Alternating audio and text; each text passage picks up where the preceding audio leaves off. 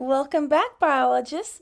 So let's finish out our discussion of this chapter by finishing our discussions of angiosperms. So we are in the middle of discussing their life cycle, that angiosperms have just been double fertilized. That fertilized ovule matures into a seed, and the zygote forms a sporophyte embryo with a simple root and one or two cotyledons. Those are those little tiny seed leaves in here. And that triploid cell has formed an endospore. That endospore is going to be tissue that is rich in starch, which will provide food for that developing embryo, so that the embryo has a nutrition source before it starts being able to perform photosynthesis.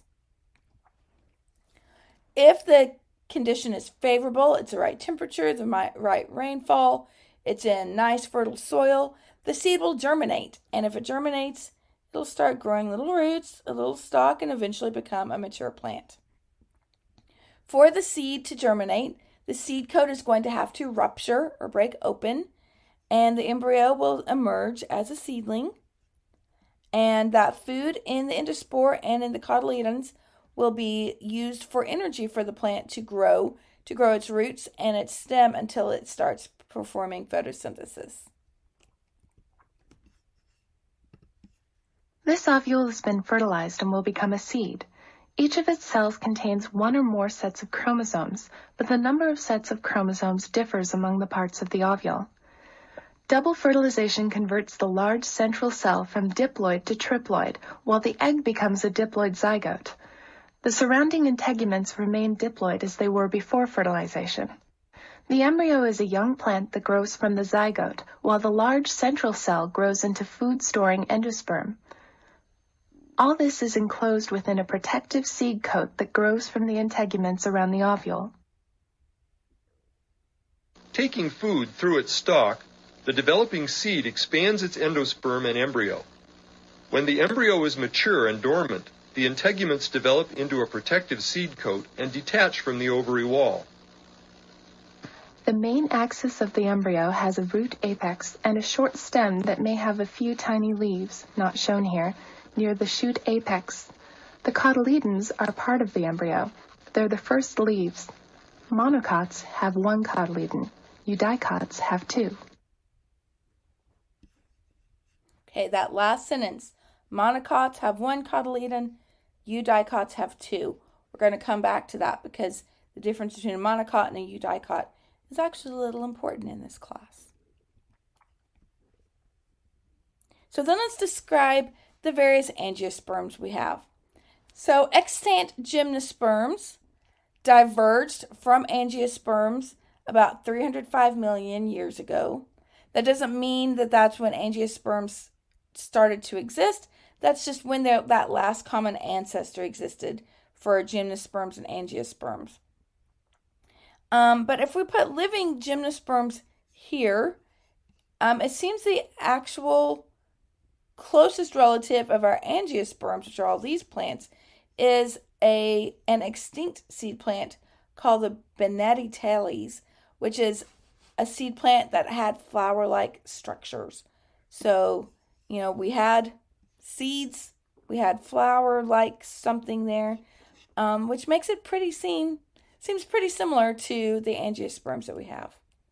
Within our angiosperms, we'll discuss ambarella, water lilies, star anise, mongoliids, monocots, and eudicots. So angiosperms comprise more than 290,000 species. Historically, they've been divided into two groups, monocots and dicots. Monocots have one cotyledon and dicots have two cotyledon. There's also many more features.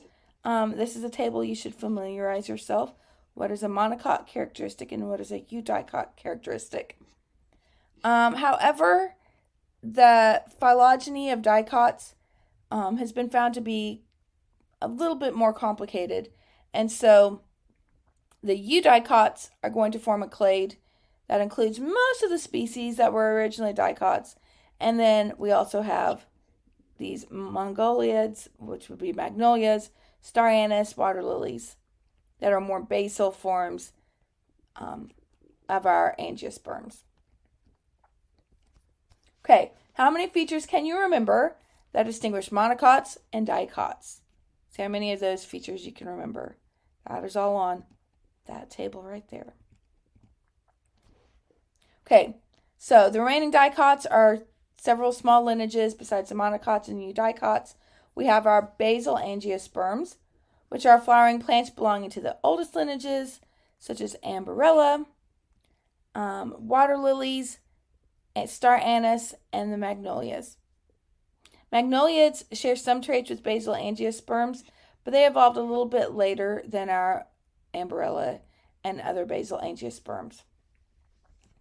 So our basal angiosperms are about 100 species. They have 3 small lineages that include Amberella, water lilies, and star anise. Magnoliids, or magnolias, there's about 8,500 species. They're both woody plants and herbaceous plants, so trees are more like smaller herbs. They share some traits with basal angiosperms, so they do have spirally arranged floral organs. But genetically, they're more closely related to monocots and eudicots than they are to those basal angiosperms. Monocots comprise about a quarter of the angiosperms, about 72,000 species. The largest groups are orchids, grasses, and palm trees. Grasses are agriculturally very important. Some of the most important crops there are includes maize, rice, and wheat. In this picture also barley, another grass crop. More than 2/3 of angiosperms are eudicots, roughly 210,000 species. The largest group would be the legume family. Legumes would be peas and beans. Roses are economically important. They include ornamental flowers, and also wild roses can produce edible fruits. And most familiar flowering trees are eudicots. This would include oak trees, maple trees, walnut trees, willow, birch. Seed plants produce a lot of products that we use, such as food, fuel, wood, a lot of medicine. Here's some plant-derived medicines if you're interested.